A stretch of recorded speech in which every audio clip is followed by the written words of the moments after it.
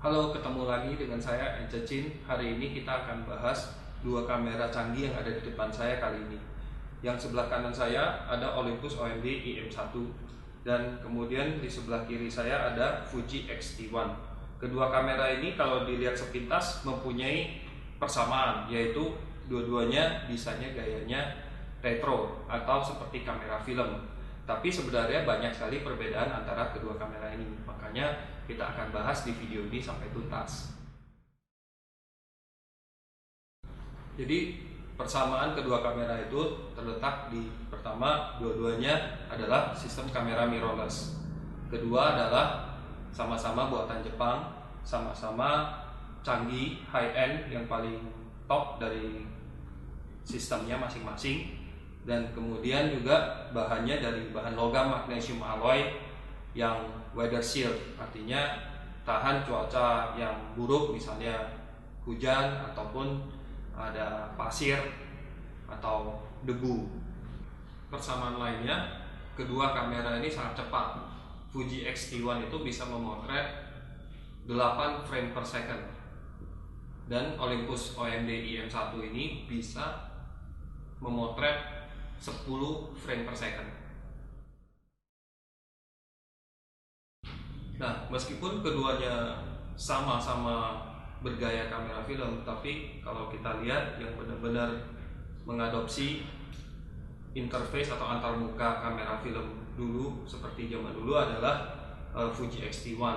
Jadi saat menggunakan Fuji X-T1 ini untuk mengubah bukaan, kita tinggal putar cincin aperture di lensa, sama seperti kita menggunakan kamera film di zaman dulu.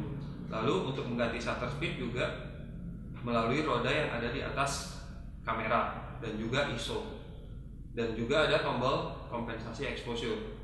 Jadi Fuji X-T1 ini memiliki banyak roda ya seperti kamera film dulu, sehingga memudahkan fotografer untuk mengubah setting dengan cepat. Sedangkan kalau Olympus OMD IM1, meskipun kita lihat desainnya bergaya kamera film, tapi sebenarnya kontrolnya itu lebih mirip kamera DSLR zaman sekarang, yaitu menggunakan sistem dua dial depan, dial belakang. Salah satunya digunakan untuk mengubah aperture atau shutter speed.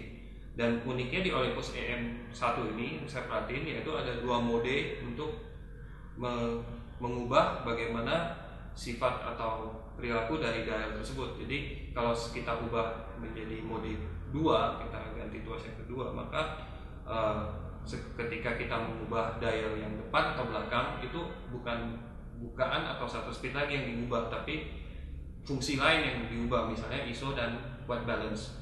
Menurut saya kedua dari kamera ini kontrolnya juga cukup mudah karena cukup banyak dialnya, tombolnya, dan juga banyak tombol yang bisa dikustomisasi. Jadi bagi teman-teman yang suka memotret dan mengubah setting saat memotret dengan cepat, itu bisa sangat puas dengan kedua kamera ini. Lalu ada perbedaan juga di sini. Perbedaan utama kita bisa lihat di gripnya. Jadi kalau di Fuji itu gripnya sedikit lebih kecil ya, tapi juga cukup nyaman. Tapi di Olympus EM1 ini gripnya, pegangannya sangat dalam, dan ini sangat membantu sekali, terutama kita saat memakai atau memasang lensa yang sangat panjang. Nah, perbedaan lainnya dari kedua kamera ini, yang Fuji X-T1 ini memiliki sensor berukuran APS-C dengan arsitektur X-Trans. Artinya kamera ini, sensor di kamera ini tidak memiliki AA filter atau ARTI alias filter, sehingga menghasilkan foto yang tajam. Sedangkan di Olympus EM1 ini memiliki sensor yang dinamakan Micro Four Thirds. Ukurannya sedikit lebih kecil dari APS-C dan juga tidak memiliki anti alias filter, sehingga hasilnya juga tajam. Cuma kalau dibandingkan, karena ukuran sensor dari Olympus EM1 ini, Four Thirds ini agak lebih kecil, maka kalau kita motret di tempat yang low light, yang sangat gelap, noise-nya akan lebih banyak ya, bintik-bintik yang muncul seperti itu. Nah, konsekuensi penggunaan ukuran sensor yang berbeda juga menyebabkan lensa kedua sistem ini juga agak beda, terutama dari ukurannya.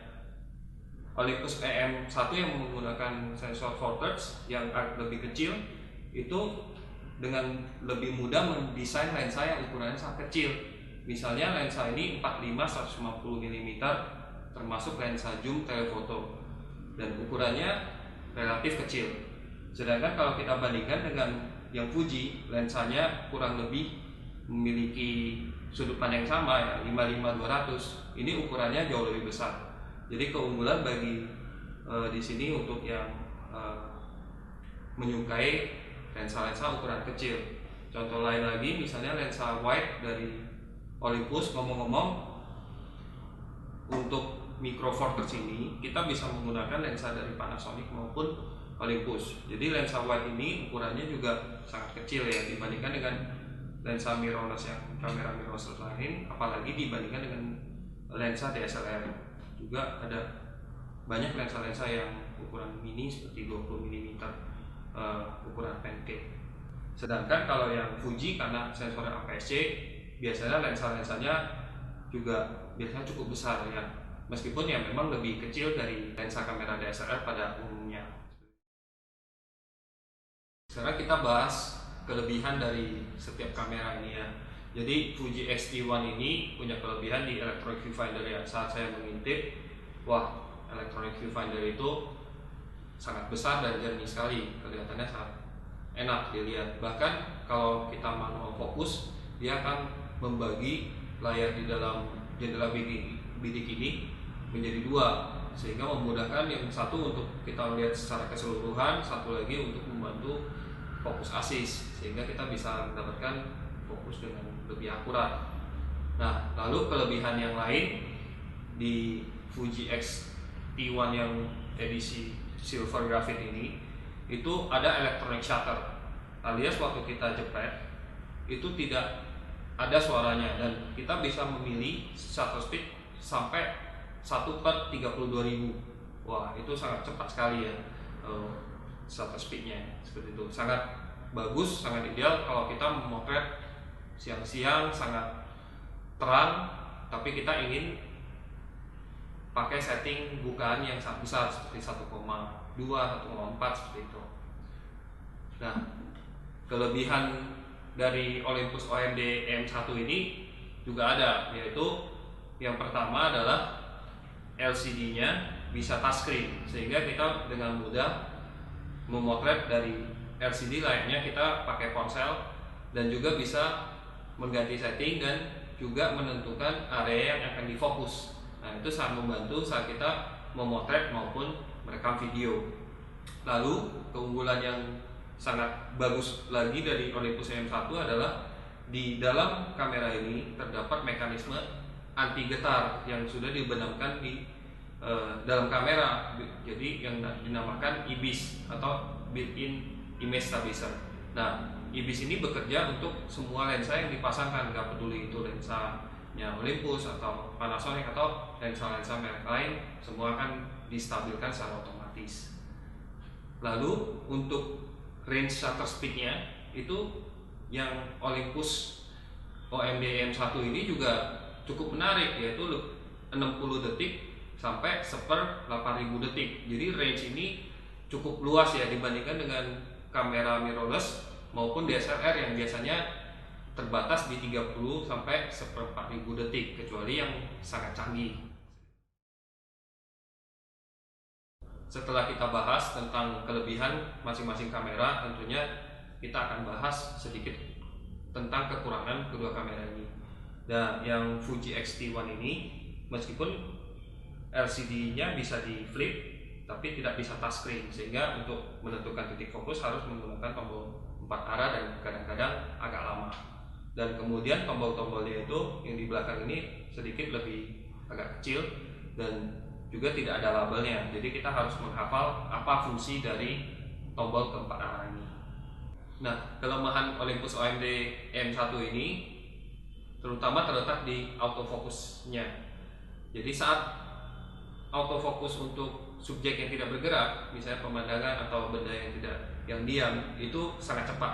Tapi ketika kita harus mengikuti subjek yang bergerak, dia agak lambat dan seringkali hunting atau autofokusnya mencari maju mundur, dan akhirnya baru bisa mengunci fokus. Jadi itu aja kelemahannya dari kedua kamera ini. Jadi memilih mana yang terbaik nih, Fuji X-T1 atau Olympus M1? Nah, itu tergantung dari sukanya kontrol yang kayak seperti apa. Jadi kalau misalnya X-T1 itu kontrolnya seperti kamera film zaman dulu. Jadi muter-muter di lensa untuk mengubah bukaan, dan shutter speednya diputar dengan roda yang di atas.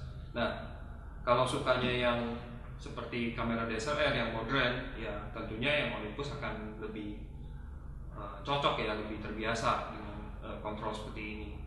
Nah, kemudian yang kedua adalah berapa penting kualitas gambarnya. Jadi terutama di kondisi low light atau kondisi motret di tempat yang gelap.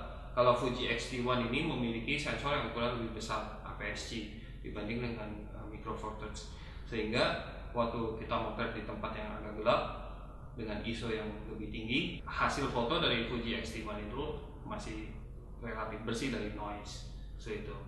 Dan kemudian juga tergantung dari seberapa compact yang sistem yang kita mau. Maksudnya kalau kita memilih OMD EM1, maka lensa-lensa yang dimiliki, koleksi lensa-lensanya biasanya kecil-kecil. Jadi kalau kita ingin memakai beberapa lensa dan kita mau travel seringkas mungkin, ya jelas keuntungan di sistem Micro Four Thirds yang lensanya kecil-kecil, sedangkan yang Fuji lensanya cukup besar. Ya biasanya teman-teman yang banyak pakai sistem Fuji itu lebih cocok kalau memakai lensa yang fix, yang ukurannya lebih kecil. Ya kalau sukanya pakai lensa fix, mungkin tidak ada masalah dengan sistem Fuji ini, ya karena ukurannya juga yang lensa fix relatif lebih kecil. Lalu harganya berapa nih untuk kedua kamera ini? Nah, harganya kurang lebih mirip. Fuji X-T1 ini 18,5 juta body only, dan ini edisi grafit atau edisi yang bagian atasnya itu berwarna silver. Dan juga Olympus OMD EM1 itu harganya saat ini adalah 19.500.000 body only juga. Jadi yang mana yang terbaik buat teman-teman, ya silakan dipilih aja dan dipertimbangkan plus dan minusnya masing-masing. Mudah-mudahan membantu.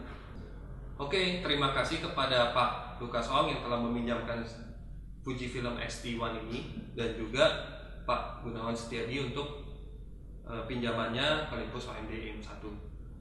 Nanti kalau ingin menyaksikan lebih banyak video dari kita, subscribe channel Info Fotografi.